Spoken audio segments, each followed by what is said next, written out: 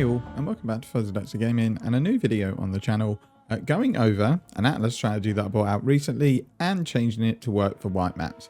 A couple of people just asked in the comments on my last video whether the strategy would work for white maps, so I thought we'd give it a go just for 50 maps. We've changed the strategy quite a bit because we can't do things like altars, we can't really use sextants and watchstones and things like that, so there's lots of changes. It's basically a tree with no watchstones, no sextants, nothing other than essence on the map device. So in terms of the loot, it was actually really lucrative. It's not something I'd recommend unless you can't do anything above white maps, because it's obviously less profit than red maps. But over the 50 maps, we had 2,538 chaos worth of loot with a very small cost. So the cost of the strategy, I was minus 22 essences of corruption. So that's 44 chaos if we count them for 2 chaos each. And then we put an essence on the map device at 2C. So for 50 maps, that is 100 chaos. So the total cost is only 144 chaos. So we're left with a really nice profit of 2,394 chaos, which works out at just under 50 chaos profit per map in white maps. Now, don't think that this is a strategy you could do at League Start, because I'm running a full Atlas tree. So it's not something you could really do unless you'd unlocked your entire Atlas. And then there's not really much point doing it because you should be able to do red maps. It was really just for a bit of science. So let's talk about harvest in white maps. It wasn't actually as bad as I thought. The life force that you get from a T3 seed is not that far off a T16 map. It was still pretty decent. The noticeable thing in white maps is that you don't get as many T3 seeds. I think it's impossible to get 3 because I didn't find it once. And a lot of the time you might only have 1 or 2 T3 seeds in your entire harvest, but it does make them quick because you just ignore any that aren't there. So even though it does seem quite bad when you go in and you only get a couple of T3 seeds, it is saving your time because you're not doing the rest of the harvest. In terms of essences, they are insanely profitable in white maps. I think the strategy probably would have been even more profitable if we just forgot harvest and just rush essences. The one plus point harvest has is you can use the blue juice to reroll essences. So as you can see here, I ended up with 11 essences of horror because I re-rolled my other special essences into horror because they're much more valuable than the other ones. And I did the same with really low value essences. So if we go into the essence tab, there was 4 essences I was re-rolling. We're re-rolling misery, which we've got a couple more that we can do. We're re-rolling doubt, we're re-rolling suffering, and we're re-rolling anguish. That's because they're a couple of chaos less than all the other ones, and it costs you 1 chaos to re-roll an essence. So the odds are you're going to improve it by 2 chaos. So in the long run, it will be profit. This is again something someone mentioned on the video, which I didn't include in the last strategy and probably should have talked about it a bit more. So we're just going to re-roll these 2 essences. And then we've gone into hatred, which is fine. It's a couple of chaos more than the one we had. So we'll just put those back in. So as you can see, in terms of the essence tab, it is pretty lucrative. We ended up with 11 special essences. So less than 1 in 5 maps I was getting a special essence on average. We got some scorns, which are about 10C each. Lots of loathing, contempt, loads and loads of deafening essences that we're going to be able to sell really easily. And then also this harvest juice that will sell pretty easily in bulk.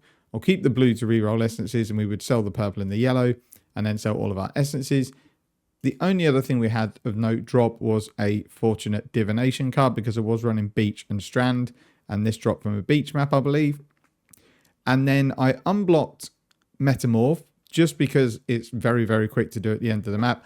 I only did it towards the end of the strategy, so I haven't really got very much loot at all, and I'm not sure it's worth it. It takes probably 10 or 15 seconds. I think in the long run, you're probably best off just blocking it, give yourself more chance to harvest. And that also means you're not going to be left with these silly amounts of loot that are never going to sell. In terms of raw chaos, we had 23 that we picked up off the ground, and then just a few things I picked up. But I do run quite a strict loot, so I don't know how I ended up with 3 fusions and 5 chromatics. Yeah, but in general, pretty profitable. I don't really want to drag the video out any longer, so we'll just go over the Atlas tree. Now, this is kind of a bit all over the place because I was trying to not use that many orbs of making from my previous tree.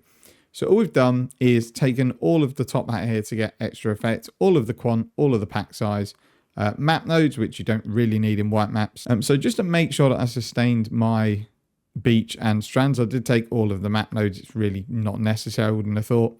All of the harvest nodes. We blocked purple juice because it's the least valuable, but you don't need to. You can just come down and get the chance to get a Sacred Grove. I just didn't want to refund these once I put them in. So I thought I might be sneaking, try crop rotation for a bit, because I thought maybe that can bypass the fact that you don't get many T3 seeds in the lower maps, but it's still the case. You can upgrade all of your plots and it will just maybe push 2 to 3 seeds for the final plot up to tier 3. So I was better off just running without it. It was just something I thought if you were able to maybe get these odd plots where you get like 6 or 7 T3 seeds, then it makes it something that's worthwhile doing, but it didn't happen. So that's the reason I'm still blocking purple, because I just went that way around to get crop rotation, then took it out and didn't want to respec the rest of the points. But yeah, it's just essence nodes, harvest nodes, all the blockers that we have apart from harvest. And then I was getting harvest in I think about 7 out of 10 maps. It was pretty regular. And then with essences, I was getting 4 to 5 essences per map, which was really nice. This is not something I would recommend anyone do if you can do a strategy in T16 maps, because it's way less profit. But for just a test, it actually was okay. We actually profited over 6 divines per hour, and I was taking on average 2 minutes around a map. I was very, very slow, but harvest does take a little bit of time. And the essences, when you want to corrupt them and just double check whether you do want to corrupt them or not, it does take a little bit of time. So I think 2 minutes a map is fine. So that would work out about 30 maps per hour, which, yeah, turns out a profit of just over 6 divines per hour. That just shows how lucrative loot is this league and how much stuff sells for, because I don't think you'd ever have been able to do this in previous leagues. Some of the essences are like 9 or 10 chaos in bulk, which is pretty insane. And harvest juice, although yellow juice is always fairly expensive, blue and purple are also pretty valuable this league. That's kind of it for the video. Just a very short science video. Thanks for watching. Take care and see you in the next one.